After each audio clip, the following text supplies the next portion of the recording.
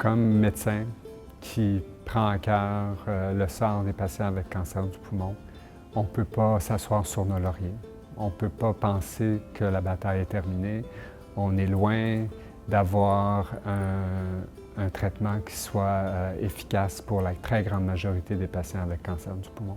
Alors, ça va prendre des efforts qui proviennent de toutes les équipes, de tous les professionnels qui s'occupent du cancer du poumon pour pouvoir offrir un traitement qui va satisfaire chaque patient qui est atteint de cancer du poumon. Puis là, on parle bien sûr de traitements qui sont plus faciles lorsque la maladie est localisée, mais ça devient encore très difficile lorsque la maladie est avancée. On a des traitements prometteurs. La chimiothérapie, c'est un traitement qui est efficace pour les cancers du poumon. L'immunothérapie devient un traitement qui est indispensable pour la majorité des patients qui ont un cancer du poumon avancé. Donc, la meilleure façon d'intégrer tous ces traitements-là, la seule façon de pouvoir faire des avancées, c'est par des études cliniques. Alors, les études cliniques, c'est quelque chose qui est quand même pas très bien connu de la population. C'est pas très bien appris des patients qui viennent nous voir. Donc, souvent, c'est quelque chose qui est perçu comme étant un cobaye. On ne veut pas être un cobaye, on ne veut pas être un participant dans une aventure inconnue. On ne veut pas être vu comme une personne qui va être soumise à ce qu'un médecin veut faire sur un patient. Mais ce n'est pas comme ça du tout.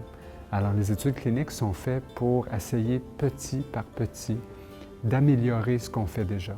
Alors, en général, dans une étude clinique, le meilleur traitement qu'on va vous offrir, si vous participez à une étude clinique, c'est le meilleur traitement qui existe déjà.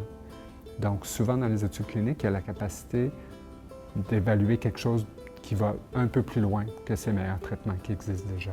Donc, souvent, on propose aux patients, dans le cadre d'une étude clinique, d'avoir le meilleur traitement qui existe, ce qu'on connaît déjà comme étant la meilleure chose.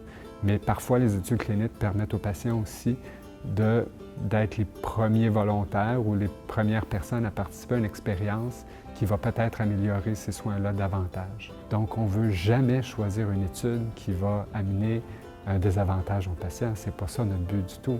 Notre but, c'est d'améliorer le sort des patients.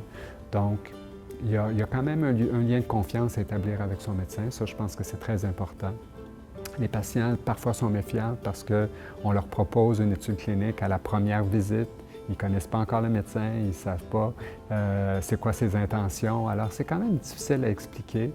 Mais je pense que si on explique aux patients vraiment c'est quoi qui vient en arrière de cette étude-là, pourquoi qu'on veut faire ça, pourquoi qu'on a décidé de faire une étude clinique, il y a beaucoup de patients qui acceptent, heureusement.